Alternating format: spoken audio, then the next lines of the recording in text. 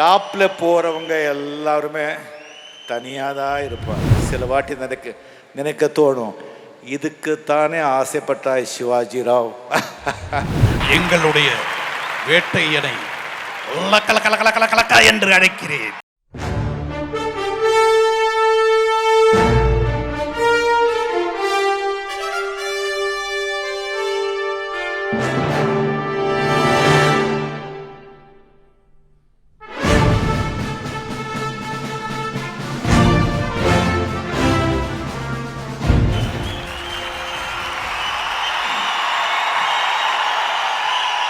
மதிப்புக்குரிய மாண்புமிகு முதலமைச்சர் புரட்சி தலைவர்கள் ஆரம்பித்து வைத்திருக்கிற இந்த விழாவிற்கு வருகை தந்திருக்கும் என் அருமை திரையுலக நண்பர்களே, பெரியோர்களே, தாய்மார்களே, பத்திரிகை நண்பர்களே, என்னை வாழ வைக்கும் தெய்வங்களான தமிழ் மக்களே,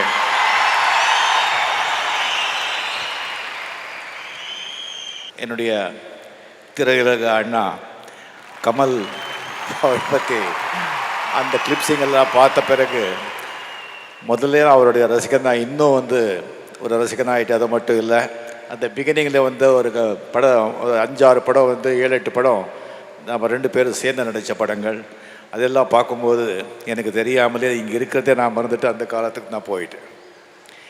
ஸோ அந்த பாத்திரங்க கமல்ஹாசன் அவர்கள் அந்த பாத்திரம் செஞ்சுருக்கிறது எல்லாமே அவர் இஷ்டப்பட்டு செஞ்சது. நான் செஞ்சதெல்லாம் கஷ்டப்பட்டு செஞ்சது. ஸோ இந்த ஒரு நூற்றாண்டு விழாவில் ஒரு சாதாரண ஆளாக இருந்த என்னை சினிமா உலகத்திற்கு அறிமுகம் பண்ண கே பாலச்சந்தர் சார் அவர்களுக்கு நான் முதல்ல என்னுடைய மனமார்ந்த நன்றியை தெரிவித்துக் கொள்கிறேன். அவர் அறிமுகப்படுத்தின பிறகு சினிமா உலகில் producers, directors, technicians, distributors, exhibitors, ரசிகருங்க, அவங்க எல்லாரையும் சேர்ந்து இந்த ஒரு சாதாரண ஆளை சமுதாயத்தில் ஒரு மதிப்பு கட்ட ஒரு ஆளாக என்ன உயர்த்திருக்காங்கன்னு சொன்னால் அதெல்லாம் இந்த சினிமா எனக்கு கொடுத்த பிச்சை. இந்த நூற்றாண்டில் நானும் ஒரு 38 ஆண்டுகள் நான் இருந்திருக்கேன் அப்படின்னு நினச்சா என்னால் நினச்சி கூட பார்க்க முடியாது. நான் முதல்ல நினைக்கவும் இல்லை. கமல் அவர்கள் ஒன்றொன்றியும் அவர் பற்றி சொன்னதெல்லாம் நினச்சா அவர் எந்த இதுவும் விட்டதே கிடையாது. எனக்கு நடிப்பை தவிர வேறு எதுவுமே தெரியாது. வேறு ஏதோ ஒரு ட்ரை பண்ணி என்னால் அதில் ஜெயிக்க முடியல.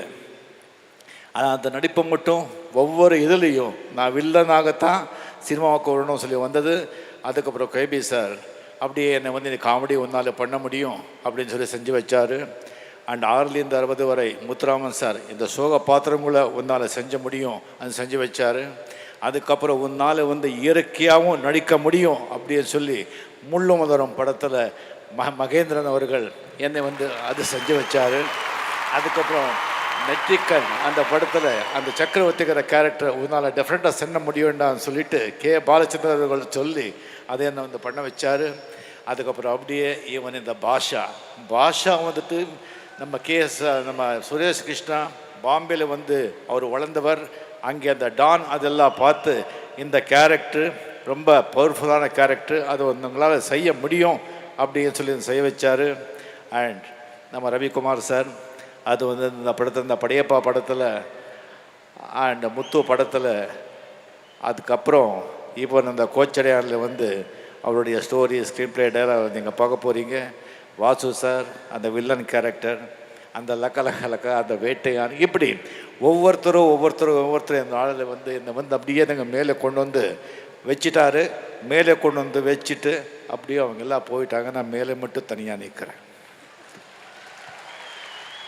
டாப்பில் போகிறவங்க எல்லாருமே தனியாக தான் இருப்பாங்க. சில வாட்டி நினைக்க தோணும், இதுக்குத்தானே ஆசைப்பட்டாய் சிவாஜி ராவ் அப்படின்னு சொல்லி சில நேரங்களில் சொல்ல தோணும். இந்த சினிமா நூற்றாண்டு சினிமா அப்படியே நம்ம பின்னோக்கி பார்த்தோம்னு சொன்னால் இந்த ஒரு மீடியாவை கண்டுபிடிச்சவங்களும் அதுக்கப்புறம் அதுக்கு ஒரு ஃபவுண்டேஷன் போட்டு அதை உடைத்து விட்ட அந்த பழைய கால ஜாம்பவான்கள் அவர்களை வந்து நம்ம மறக்கவே முடியாது. கே ஆசிஃப், தாதா சாஹிப் பால்கே, வி சாந்தாராம், ராஜ் கபூர், மெஹபூத் கான், நார்த்துலேருந்து பார்த்தா அந்த மாதிரி. இங்கே வந்து ஜெமினி வாசன் அவர்கள், நாகிரெட்டி ஜக்கர்பாணி அவர்கள், ஏவிஎம் நிறுவனம், இவங்களை எல்லாருமே வந்து அவ்வளோ வளர்த்து விட்டு இந்த சினிமா வந்து அவங்க போட்ட சாப்பாடை நாம் விதவிதமாக சாப்பிட்டுட்ருக்கோம். இப்போ கூட நீங்கள் பார்த்திங்கன்னா விஞ்ஞான வளர்ச்சி அவ்வளோ வந்து முன்னுக்கு வந்திருந்தா கூட, அண்ட் பொருளாதாரத்தில் வந்து அவ்வளோ முன்னுக்கு வந்திருந்தா கூட, இப்போ கூட நம்மளால் ஒரு சந்திரலேகா எடுக்க முடியல. நான் வாழ்க்கையில் முதல்ல பார்த்த படம் ஔவையார். நீங்கள் நினச்சி பாருங்கள், நான் வாழ்க்கையில் வந்து முதல் படம் பார்க்கும்போது எனக்கு ஒரு 10 வருஷமே இருக்கும். அப்போ வந்து அந்த படத்தை பார்த்து அசந்து போயிட்டேன். அதுக்கப்புறம் நான் வந்து சினிமா இண்டஸ்ட்ரி வந்து ஒரு ஆர்டிஸ்ட் ஆகிட்டு நானும் ப்ரொடியூசரான பிறகு கூட அந்த படத்தை பார்த்து எப்படி சின்ன வயசில் நான் பார்த்து அசந்து போனேனோ அதே மாதிரி நான் அசந்து போனேன். ஏன்னு சொன்னால் ஔவையார் ஒரு துறவி, திருநீர் போட்ட ஒரு துறவி கதையை வந்து அவ்வளோ ஒரு பிரம்மாண்டமாக அவ்வளோ பணம் செலவு பண்ணி அப்படி அவங்க எடுத்திருக்காங்கன்னு சொன்னால் அந்த வாசனுடைய ஒரு தன்னம்பிக்கையை வந்து நம்மளால் வந்து நினச்சி கூட பார்க்க முடியாது. அப்படியே நீங்கள் பார்த்தீங்கன்னு சொன்னால் ஒரு பௌராணிக படம் அந்த காலத்தில் எடுத்தாங்க, பேர் மாயா பஜார். மகாபாரத படம் மாயா பஜார்னு டைட்டில் வைக்கிறாங்க. பஜாருங்கிறது உருது வார்த்தை. அப்படியே 2 பெரிய ஹீரோஸுங்க ஆக்ட் பண்ணுறாங்க, என்டிஆர் அண்டு சிவாஜி கணேசன். அதுக்கு குண்டம்மா கதா அப்படின்னு பேர் வைக்கிறாங்க. அதே நீங்கள் தமிழில் நீங்கள் பார்த்தீங்கன்னு சொன்னால் அந்த மாதிரி எம்ஜிஆர் சார் ஆக்ட் பண்ண ஒரு அடிமை பெண் ஆகட்டும், நாடோடி மண் ஆகட்டும், சிவாஜி சார் ஆக்ட் பண்ண திருவிளையாடல் ஆகட்டும், சரஸ்வதி சபதம் ஆகட்டும், இந்த மாதிரி படங்கள் எல்லாமே நம்மளால் வந்து காவியங்கள். இவ்வளோ நாம் முன்னுக்கு வந்ததுக்கப்புறம் கூட நாம் அந்த மாதிரி ஒரு காவியங்களை எடுக்க முடியலை அப்படிங்கிற ஒரு ஆதங்கம் நமக்கு என்கிட்ட டெஃபினட்டாக இருக்குது.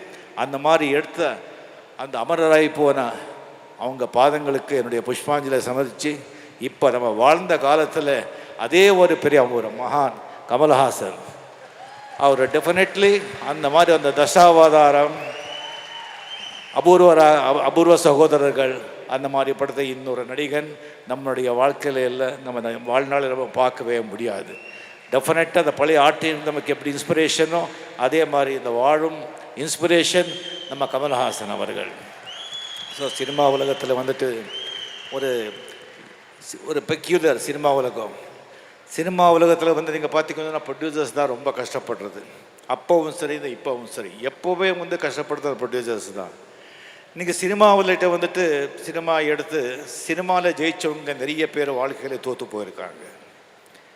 அண்ட் சினிமாவில் தோற்று போகிற நிறைய பேர் வாழ்க்கையில் ஜெயிச்சிருக்காங்க. இது ஒரு பெக்யூலரான ஒரு மாயா பஜார் சினிமா உலகம். அது ரொம்ப ரொம்ப ரொம்ப ஜாக்கிரதையாக இருக்கணும். அந்த இதில் வந்து நாம் எப்படியோ, நான் 38 வருஷங்கள் கழிக்கிறதுக்கே இருக்கும்போது 55 வருஷமாக கமல்ஹாசன் இருக்காருன்னு சொன்னால் அவர் இங்கே இருக்கார் வச்சுட்டு அதை புகழ அவர் ஒரு பெரிய ஒரு நடிப்பு மகான்னு சொல்லலாம்.